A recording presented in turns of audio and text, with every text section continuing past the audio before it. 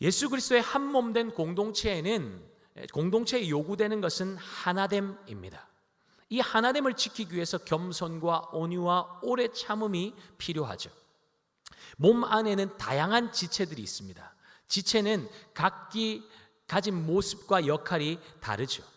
그런데 그것을 인정하지 않고 다른 지체들을 나와 다르다고 지적하고 내가 감당하는 역할과 나의 모습이 제일 보기 좋으니까 내가 하는 대로 나를 따라서 하고 그렇게 하나로 통일시키도록 강요한다면 어떤 일이 벌어지게 될까요? 하나님께서 각자 다양한 모습으로 개성 있고 독특하게 지으셨는데 그러한 통일성은 일치를 이루는 것이 아니라 획일화시키고 몸을 부자연스럽게 만들고 괴기스러운 모습으로 만드는 것이죠. 다리가 항상 가는 곳에는 좋은 일이 일어나고 몸에 유익한 일만 있으니까 손을 향해서 너도 나처럼 바닥을 짚고 열심히 걸어라 그러면 어떻게 되겠습니까? 다리처럼 걷기 위해서 손도 바닥을 짚고 함께 걸으면 사람이 아니라 네 발로 기어다니는 짐승이 되는 거죠. 하나님이 지으신 다양성을 무시하면 우리는 건강한 공동체가 아니라 괴기스러운 공동체, 그런 집단이 될 수밖에 없습니다. 극단적인 예를 들었지만 우리가 항상 경계하고 조심해야 할 것은 이것이에요. 나는 다 안다입니다. 우리가 아무리 높은 지위에 있고 풍부한 지식을 가지고 있고 사회적으로 다양한 경험을 가지고 있다고 할지라도 우리의 최고의 가치, 우리가 기준 삼아야 할 유일한 가치는 오직 하나님의 말씀밖에 없는 줄 믿습니다. 그 무엇도 말씀의 우위에 서면 안 됩니다. 설 수 없어요. 말씀보다 다른 것이 앞서가면 그 공동체는 반드시 위기를 만날 수밖에 없습니다. 그러므로 우리가 무엇을 하든지 어떤 결정을 내리든지 그 중심에 말씀이 있기를 예수님의 이름으로 축복합니다. 공동체 안에 정말 다양하고 독특한 이 개성을 가진 지체들이 많이 있죠. 지금 이 말씀을 들을 때 그런 분들을 아마 머릿속에 떠올리고 계신 분이 있을 것 같은데 혹시 독특한 모습과 개성을 가진 사람 중에 내가 포함되었다고 생각하는 분 계십니까? 아마 대부분은 자신은 아주 평범하고 아주 상식적이고 아주 조화를 잘 이루는 사람이라고 생각하시기 때문에 개성 있고 튀는 사람 부류에 자신을 포함시킨 분은 거의 없으실 것입니다. 아무튼 너무 톡톡 튀고 개성이 있어서 평범한 공동체에는 어울리지 않는다 생각할 수도 있고 그 강한 개성 때문에 또는 표현이 직선적이고 말보다 행동이 앞서는 그런 사람들 때문에 우리 공동체가 하나 되지 않는다는 생각을 가진 이에게 우리 주님께서 뭐라고 말씀하는지 우리 에베소서 4장 3절 말씀을 함께 읽겠습니다. 평안에 매는 줄로 성령이 하나 되게 하신 것을 힘써 지키라. 어떻게 하라고요? 힘써 지키라. 평가와 판단의 문제는, 판단과 문제 해결은 우리에게 있지 않고 우리 몫이 아니고 우리가 해야 할 일은 하나됨을 힘써 지키는 것, 그것이면 족하다는 것입니다. 성도 한 사람 한 사람이 성령이 하나 되게 하신 것을 각자의 자리에서 각자에게 주신 은사대로 힘써 지켜나갈 때 교회의 하나됨과 건강성은 지켜지게 되는 줄 믿습니다. 이를 위해서 하나님은 우리 각 사람에게 그리스도의 선물의 분량대로 은혜, 즉 은사를 허락하셨다는 것입니다. 7절 말씀입니다. 우리 각 사람에게 그리스도의 선물의 분량대로 은혜를 주셨나니. 아멘. 여기서 말하는 은혜는 구원의 은혜를 말하는 것이 아니라 교회의 연합과 성장을 위해서 하나님께서 주신 은사를 말하는 것입니다. 여기서 우리가 생각할 것은 무엇입니까? 하나님께서 주의 몸된 교회를 섬기라고 특정한 사람들에게만 은사를 주신 것이 아니라 우리 각 사람에게 은사를 선물로 주셨다는 것입니다. 누구도 예외가 없다는 것이죠. 은사가 나는 없어요, 말이 안 된다는 거죠. 또한 은사를 그리스도의 선물의 분량대로 주셨다는 것은 각자에게 가장 알맞는 은사가 무엇인지 정확하게 측정하여서 그의 적합한 은사를 각 사람에게 주셨다는 것입니다. 그러니까 은사가 없어서 섬기지 못하는 것이 아니라는 것이죠. 그런 면에서 목회자의 역할이 너무나 중요합니다. 11절 12절 우리 함께 보겠습니다. 그가 어떤 사람은 사도로, 어떤 사람은 선지자로, 어떤 사람은 복음 전하는 자로, 어떤 사람은 목사와 교사로 교사로 삼으셨으니 삼으셨으니 이는 성도를 온전하게 하여 봉사의 일을 하게 하며 그리스도의 몸을 세우려 하시니라. 아멘. 11절에 여러 직분이 나오고 있는데 오늘날 교회에서 선지자나 사도와 같은 직분은 존재하지 않습니다. 사도행전 1장 21절 21절 말씀에 따르면 예수님의 공생의 전체를 목격하고 부활하신 예수님을 직접 본 자만 사도직을 받을 수 있습니다. 사도 바울은 예수님의 공생의 사역에 함께한 자가 아니었기 때문에 사람들이 그의 사도권에 대해서 많은 공격을 했죠. 그러나 바울은 다메섹 도상에서 부활하신 예수님을 만났고 예수님으로부터 이방인의 사도로 부르심을 받아서 사도의 사명을 감당했습니다. 그러나 오늘날에는 이러한 요건을 충족할 수 없기 때문에 신약적 의미의 사도는 더 이상 존재하지 않는 것이죠. 선지자 직분은 어떻습니까? 구약시대 때 선지자는 하나님의 말씀을 직접 계시받아서 그 말씀을 백성들에게 전달하는 역할을 했죠. 그러나 이제 하나님 주신 계시가 신약 성경으로 완성되었기 때문에 신구약 성경을 벗어나는 새롭고 특별한 계시는 더 이상 필요하지 않습니다. 왜입니까? 하나님의 뜻이 성경 말씀 안에 다 기록되어 있기 때문입니다. 에베소서 2장 20절에 교회를 향해서 너희는 사도들과 선지자들의 터 위에 세우심을 입은 자라고 말씀하시는 이유도 그것입니다. 사도들과 선지자들이 남긴 구약 신구약 성경에 절대 권위를 신뢰하는 믿음 위에 교회가 세워졌다는 것이죠. 또한 복음 전도자의 직임은 복음이 필요한 곳에 복음을 전하는 기능적인 역할을 말하는 것이 아니라 고유한 직분을 의미하는 것이기 때문에 복음 전도자, 지금 본문에 나온 복음 전도자, 그리고 선지자, 사도 직분은 오늘날 더 이상 존재하지 않습니다. 그럼에도 자신이 선지자 또는 사도라고 주장하는 사람이 있다면 그 사람은 성경에서 벗어난 이단으로 우리가 보아야 할 것입니다. 그렇다면 목사와 교사의 직분은 어떻습니까? 이 직임은 지금까지도 지속되고 있죠. 오늘 본문에서 말하는 목사와 교사의 직분은 각각 분리되어 있는 직분을 말하는 것이 아닙니다. 목사는 교사로서 가르치는 기능을 가지고 있음을 의미하고 있죠. 목사는 하나님의 말씀을 설교하고 성경을 가르치는 역할을 감당해야 한다는 것입니다. 12절 말씀은 목사가 감당해야 할 직무를 분명하게 말씀하고 있습니다. 함께 보겠습니다. 이는 성도를 온전하게 하여 봉사의 일을 하게 하며 그리스도의 몸을 세우려 하심이라. 아멘. 목사가 부름받은 목적은 성도들을 온전하게 하기 위해서라는 것입니다. 성도를 무엇으로 온전하게 할 수 있습니까? 하나님의 말씀이죠. 디모데후서 3장 16절 17절 여러분 기억하십니까? 모든 성경은 하나님의 감동으로 된 것으로 교훈과 책망과 바르게 함과 의로 교육하기에 유익하니 이는 하나님의 사람으로 온전하게 하며 모든 선한 일을 행할 능력을 갖추게 하려 함이라. 다음 주 암송 9절입니다. 이런 말씀은 여러분 암송하셔야 돼요.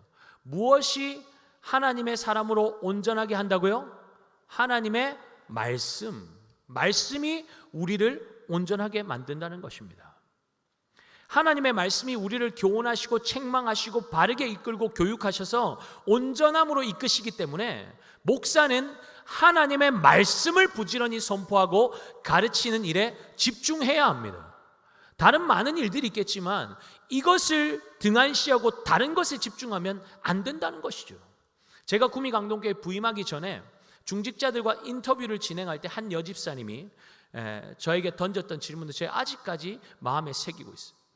우리 교회에 많은 성도들이 그때 어려웠었으니까 지금 영적으로 아픈 정도가 아니라 다 응급실에 실려가야 할 상태인데 목사님이 와서 이 성도들을 어떻게 고칠 수 있겠습니까? 어떻게 고쳐줄 겁니까? 이런 질문을 저에게 던지셨어요.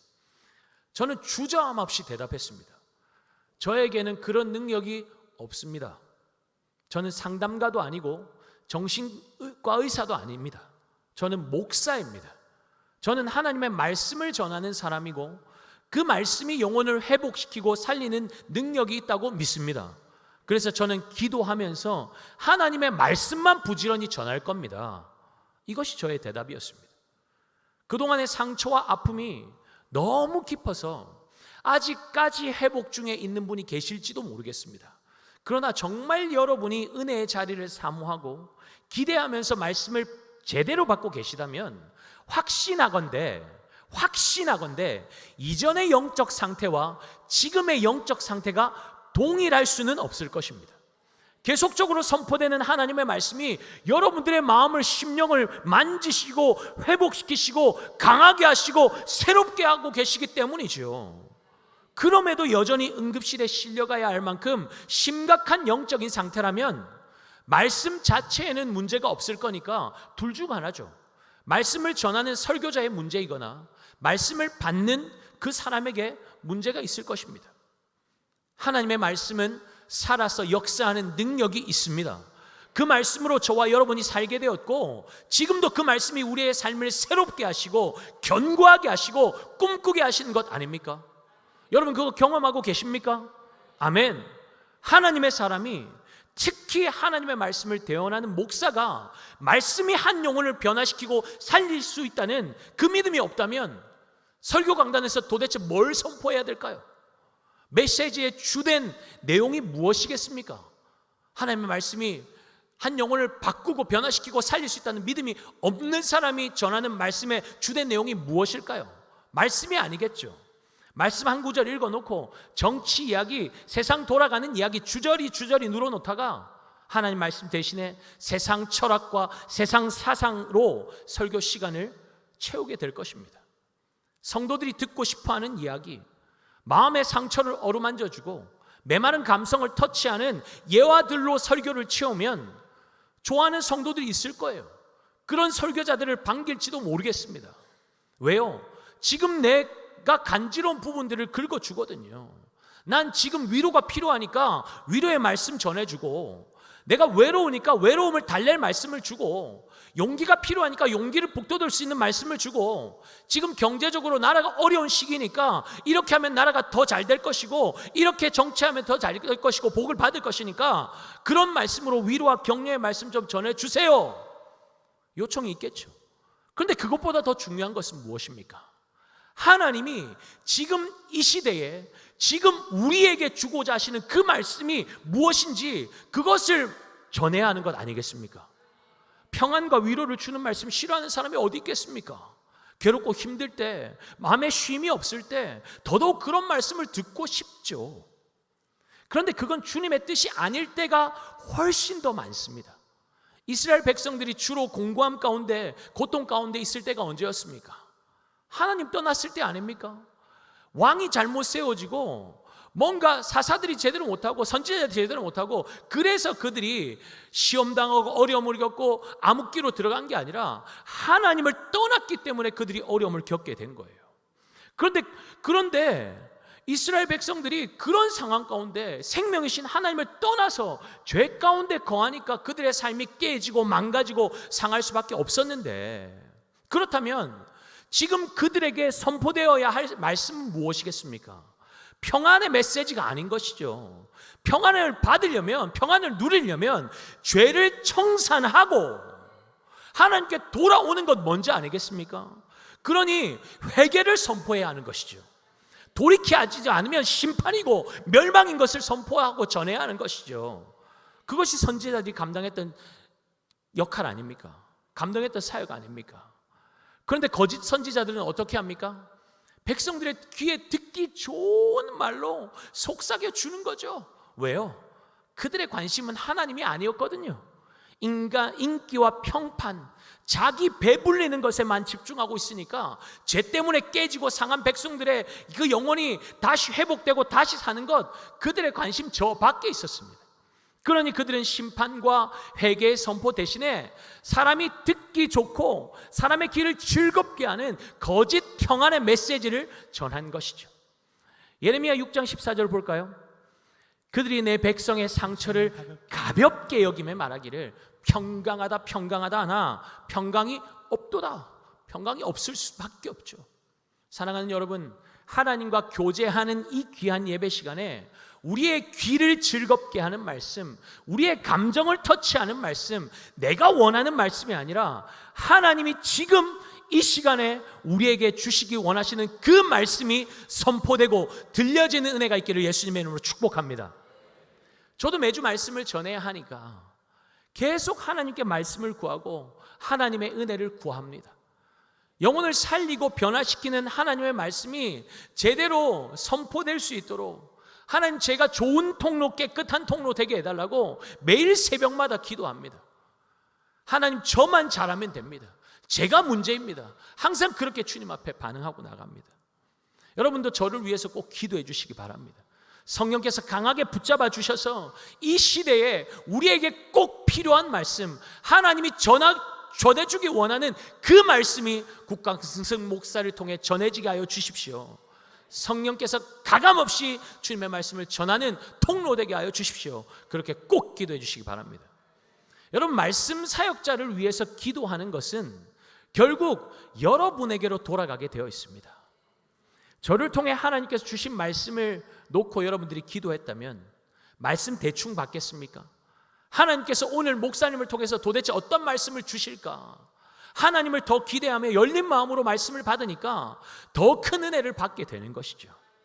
설교자가 성실하게 기도하며 말씀을 준비하여서 성도들의 영적인 필요를 채우는 것 너무나 중요하지만 그에 못지않게 중요한 것은 말씀을 받는 성도들의 마음의 태도 또한 너무나 중요한 것입니다. 여러분, 데살로니가 전서 2장 13절 우리 함께 보도록 하겠습니다.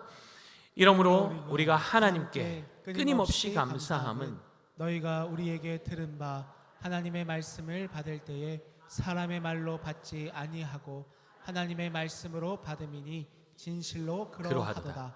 이 말씀이 또한 너희 믿는 자 가운데서 역사하느니라. 아멘. 사랑하는 여러분, 하나님의 말씀을 사람의 말로 듣지 마시기 바랍니다. 설교자가 연수하다고, 세상 경험, 세상 지식, 연륜이 나보다 부족하다고, 속으로 업신여기고 하찮게 여기고 내가 원하는 메시지 안 들려준다고 불만을 가득 가지고 평가하고 판단하고 있으면 그 성도는 진짜 불행한 성도입니다. 왜요? 하나님께서 하나님의 말씀을 대언하는 자로 기름 부어 세우셨는데 자신의 기호와 취향에 맞지 않는다고 사람의 기준으로 판단하고 있으면 하나님의 말씀이 제대로 들려질 수가 없는 것이죠. 그뿐만 아니라 하나님의 말씀이 그런 삶에 역사할 수가 없으니까 그분의 삶에는 어떤 변화도 일어날 수 없기 때문입니다. 그러나 목사를 귀하게 여기고 사랑하는 마음을 가지고 말씀을 받을 때도 사람의 말로 받지 않고 하나님이 친히 나에게 들려주시는 말씀을 듣는 것처럼 귀하게 받고 그 말씀대로 순종하며 살려고 애쓰는데 그 삶에 어찌 변화가 일어나지 않을 수 있겠습니까? 자신의 마음밭에 떨어진 하나님의 말씀을 묵상하고 지체들과 받은 은혜를 함께 나누고 순종으로 결단하는 삶을 살아내니까 말씀이 그 삶에 풍성하게 역사하는 거죠. 30배, 60배, 100배의 열매를 말씀을 사모하며 사랑하고 기대하는 그 삶에 귀한 결실이 맺혀지게 되는 것이죠. 우리 성도님들 정말 그런 마음으로 목사를 섬겨주시고 사랑해주시고 기도해주시고 무엇보다 하나님 말씀을 받듯이 매 예배 때마다 반응하는 그 모습을 보여주셔서 너무나 감사하고 그 모습이 저를 더 성장하게 하는 것 같습니다. 특히 연세 많으신 분들, 연소한 목사의 말에도 겸손하게 순종하고 정말 예수님 섬기듯이 영적인 아비로, 영적인 스승으로 섬겨주셔서 제가 몸둘 바를 모를 때가 너무나 많습니다. 혹 그런 분도 가끔 있을지 모르겠습니다. 목사한테 너무 잘해주면 진짜 자기가 잘해서 그런 줄 착각하기 때문에 적당히 대해야 한다. 그런 분은 안 계시겠죠. 제가 좋은 대우를 바라고 요구한 적도 없고 또한 그런 생각을 가지는 것도 자유로운 생각이지만 한 가지 분명한 것은 목사에 대한 긍정적인 태도가 여러분이 말씀 듣고 은혜 받는데 큰 영향을 미친다는 것입니다. 갈라디아서 6장 6절에 뭐라고 말씀합니까? 함께 보겠습니다. 가르침을 받는 자는 말씀을 가르치는 자와 모든 좋은 것을 함께 하라. 아멘. 가끔 이런 분들이 있어요. 목사님한테 아유 이런 거 가져가면 목사님이 좋아하겠어? 여러분 자녀들이 어릴 때 어버이날에 색종이로 카네이션 접어오고 엽서 한 장 가져왔다고 하찮게 여기셨습니까? 얼마나 귀하게 받으셨습니까? 크고 작은 것이 문제가 아니죠. 마음의 문제 아닙니까? 사랑의 마음을 담은 따뜻한 문자 한 통, 꽃 한 송이, 내가 먹어보니까 참 맛있던데요, 함께 나눠 먹어요, 반 쪼개서 나누는 그런 마음이면 충분한 것이요. 감사와 사랑은 표현하는 거예요. 여러분 제가 열심히 설교 준비하고 열심히 기도합니다. 더 하고 싶고 더 해야 한다고 생각하고 있고 열심히 준비하지만 늘 만족하지 않아요. 늘 부족함을 느껴요. 말씀 전하고 나면 더 기도하고 더 준비할 걸 그런 생각 많이 해요. 하고 나서 저 혼자 낙담하고 실망할 때가 많아요. 여러분들의 표정과 반응은 상관없이. 그런데 참 그럴 때마다 하나님 참 재미있으신 분인 게 제 마음이 좀 낙담하고 오늘 말씀이 약해가지고 성도들이 그냥 은혜도 못 받고 돌아갔으면 어떻게 하나 이런 마음 가질 때 신기하게 누군가를 통해서 저를 위로하세요. 목사님 오늘 말씀을 통해서 제 영혼이 살게 되었어요. 제가 늘 기도하던 제목이었는데 목사님이 이 말씀 전해주셔서 오늘 해결받았습니다. 와 신기하죠. 저는 망쳤다고 생각했는데 하나님 그 망친 설교를 통해서 또 한 영혼을 변화시키는 걸 깨달아 알게 하시고 그러면서 역시 주님 제가 하는 게 아니고 주님이 하셔야 합니다. 그 고백이 나올 수밖에 없는 거예요. 한 가정이 신방을 걷더니 저는 호텔 조식 뷔페 온 줄 알았습니다. 저는 신방 갈 때 준비 안 하기를 원해요. 여러분들이 그냥 만나는 것 자체가 목적이니까 만나는 것 자체가 좋아요. 그래서 막 음식 만드는 거 부담 가지는 거 원치 않습니다. 그래서 제가 부교육자들에게도 꼭 신방 갈 때 물 한 잔만 주면 족하니까 딴 거 준비하지 말라고 이야기해요. 근데 신방을 갔는데 조식 뷔페처럼 준비를 해놨어요. 얼마나 색다른 음식을 많이 차렸는지 저는 그 가정이 평소에 그렇게 해서 드시는 줄 알았어요. 그런데 처음 그날 만들어 본 음식이래요. 유튜브 보면서. 근데 많이 차려놓고 다양한 음식을 차려놓아서 제 마음에 감동되었던 것이 아닙니다. 그분의 마음이 진짜 저를 감동하게 만들었어요. 목사님 신방 오시는데 진짜 예수님 대접하는 것처럼 준비했다는 거예요. 만약 예수님이 우리 집에 오시면 나는 어떻게 예수님을 대접할까? 그렇게 생각하고 고민하고 기도하면서 음식을 준비했다는 겁니다. 여러분 그렇게 기도하면서 사모함으로 준비했으니까 신방이 어땠을까요? 좋았다 뿐이겠습니까? 말씀을 가르치는 자와 좋은 관계를 맺으면 그가 가르치는 말씀이 그저 그런 말씀으로 들리지 않는 것이죠. 대단하고 특별한 말씀 아니라고 할지라도 받는 자의 마음이 은혜로 채워져 있고 기도로 준비되어 있으니까 말씀이 더욱더 특별하게 들려지는 것 아니겠습니까? 저는 앞으로 기회 될 때마다 하나님의 말씀으로 우리 성도들을 가르쳐야 되겠다고 작정을 했습니다. 왜냐하면 성도를 온전하게 하는 것은 목사가 감당해야 할 역할이기 때문입니다. 말씀으로 가르치고 말씀으로 권면하지 않으면 온전해질 수가 없기 때문입니다. 그리고 더욱더 중요한 것은 성도를 온전하게 할 이유가 분명히 12절에 기록되어 있습니다. 함께 볼까요? 이는 성도를 온전하게 하여 봉사의 일을 하게 하며 그리스도의 몸을 세우려 하심이라. 그리스도의 몸을 세우기 위해서 성도를 하나님의 말씀으로 가르쳐서 온전하게 세워야 할 최종적인 목적이 무엇이라는 것입니까? 목사가 잘 섬김받고 대우받기 위해서가 아니라 그리스도의 몸을 세우기 위해서라는 것입니다. 뭘 이런 것까지 가르쳐야 하나? 그냥 나 혼자 감수하면 되지. 그냥 넘어갈 때가 많았거든요.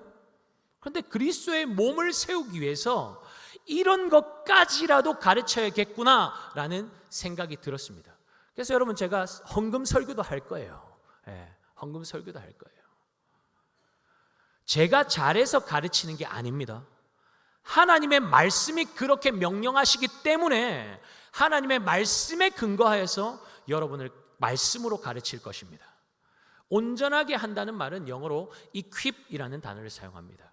equip이라는 단어는 갖추게 한다, 무장시킨다라는 의미를 가지고 있죠. 여러분, 군인을 군인답게 만드는 것이 무엇이라고 생각하십니까? 군복일까요? 아니죠. 훈련입니다. 훈련. 군입대 할 때 보면 훈련소 입대 들어가기 전에 보면 훈련소 앞에 모습들이 그냥 가지각색이죠.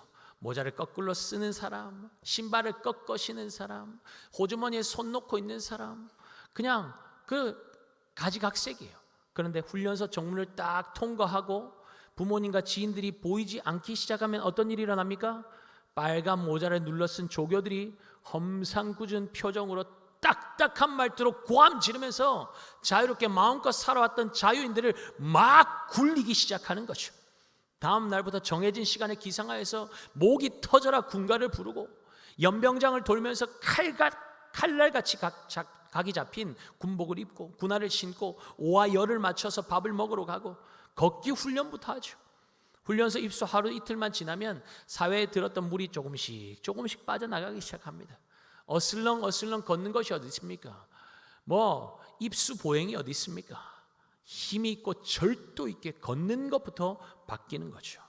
그렇게 훈련을 통해서 언제든 적군과 싸울 수 있는 군인으로 훈련을 통해 무장되어 가는 것입니다. 여러분, 성도도 마찬가지입니다. 훈련받지 않으면 변화와 성장은 없습니다. 매주 말씀 듣는 것만으로 충분하지 않아요. 훈련의 장 안으로 들어가야 합니다. 구역 모임도 훈련의 장이 될 것입니다. 성향과 기질이 다른 사람들과 만나는 것이 부담스럽고 예전에 받은 상처 때문에 사람들과의 만남을 기피한다면 여전히 나는 그 정도 수준에 머무를 수밖에 없습니다. 결혼하고 자녀를 태중에 잃는 아픔을 경험한 분들이 있습니다. 만약 그것이 트라우마가 되어서 또 잃어버릴까 봐 두려워서 자녀 가지는 일을 포기해버린다면 어떨까요? 그 두려움과 힘든 시간과는 비교도 되지 않을 만큼 큰 감동과 기쁨을 주는 자녀를 선물로 받는 시간은 경험하지 못하게 될 것입니다. 그러나 힘들지만 성도가 훈련의 이 시간을 통과하면 부모가 자녀를 교훈과 훈계로 양육하면서 자녀만 자라는 것이 아니라 부모도 함께 성장하듯이 훈련에 임한 성도는 그리스도의 몸을 부요하게 하는 온전한 성도로 세워지게 될 것입니다. 그리스도의 몸인 교회가 어떻게 더 건강해질 수 있을까요? 이 자리에 몸이 건강해지는 비결을 모르는 분은 없습니다. 다 아세요. 식단 조절하고 운동 열심히 해야 되죠. 이론은 다 아는데 빠싹한데 바빠서 게을러서 시간이 안 나서 의지가 약해서 시작을 못할 뿐인 것이죠. 목사가 말씀으로 성도들을 잘 가르치고 잘 훈련시켜야 되겠지만 우리 각자가 훈련의 자리에 들어오지 않으면 성장시킬 방법이 없습니다. 제가 1:1 양육반 훈련을 시작하니까 어떤 분들은 무슨 훈련인지 몰라서 못 신청했다. 그리고 또 목사님이 너무 훈련을 빡세게 시킬 것 같아서 못하겠다 그러고, 또 어떤 분은 나는 나이가 이제 들어서 못한다 그러고, 이유가 많아요. 그런데 다 이유 같지도 않은 이유예요. 일단 나는 못한다는 전제를 깔고 들어가니까 안 할 이유만 생기는 것이죠. 그러나 그리스도의 몸된 교회를 건강하게 세우는 데 있어서 우리 한 사람 한 사람이 말씀의 훈련을 받으며 온전하게 채워지는 것이 너무나 중요한 것을 안다면 그냥 훈련을 통해서 수료하는 것이 중요한 것이 아니죠. 나는 부족하니 하나라도 더 배워서 주님의 몸에 유익이 되자는 그 마음으로 성실하게 훈련의 시간을 거치다 보면 그 한 분으로 인해서 주님의 몸은 더욱더 건강하게 세워지게 될 줄 믿습니다. 복음으로 충만한 한 영혼을 세우는 교회는 그냥 만들어지지 않습니다. 내가 먼저 하나님의 말씀으로 양육받고 훈련받고 건강하게 세워지면 그 건강한 한 사람을 통해서 영적인 자녀가 생산이 되고 또 양육하고 훈련하여서 또 다른 건강한 한 영혼을 세우게 되는 것이죠. 그러면 교회는 생명의 역사로 풍성하게 되는 것입니다. 양육훈련은 결국 내 영혼을 먼저 말씀의 진리 위에 굳건하게 세우고 또 다른 영혼을 섬기기 위한 훈련의 과정입니다. 여러분, 건강한 교회는 목사 혼자 잘났다고 세워지지 않습니다. 잘한다고 세워지는 게 아니에요. 은사 많은 슈퍼스타 목회자 한 사람이 교회를 이끌던 시대는 지나갔습니다. 옛날 옛적의 이야기예요. 교회는 성도 한 사람 한 사람이 자신의 은사를 발견하고 훈련받아서 함께 교회를 세우는 자리에 동참하게 시작할 때 그 교회는 더욱더 건강하게 세워지는 줄 믿습니다. 성경적인 목사는 말씀으로 가르치며 성도를 온전하게 세워서 주의 몸된 교회를 섬기게 하는 목사입니다. 저는 그런 목사가 되고 싶습니다. 목사만 주목받고 칭송받는 교회 되면 큰일 납니다. 제가 그럴 깜도 안 되지만 목사 혼자 하면 안 된다는 것입니다. 할 수도 없고 그래서도 안 된다는 것이죠. 우리 모두는 예수 그리스도 안에서 함께 성전으로 지어져가는 지체들인 줄 믿습니다. 각자에게 주신 고유하고 독특한 은사로 교회를 섬길 때 주님의 몸된 교회는 생명력이 넘치고 주님이 기뻐하시는 귀한 일들을 더욱 역동적으로 감당하게 되는 역사가 일어나게 될 줄 믿습니다. 하나님의 말씀으로 꾸준히 훈련받으며 온전한 성도 되어서 주님의 몸을 더욱더 건강하게 세우는 데 쓰임받는 구미강동교회 모든 성도들 되시기를 예수 그리스도의 이름으로 축복합니다. 우리 다 함께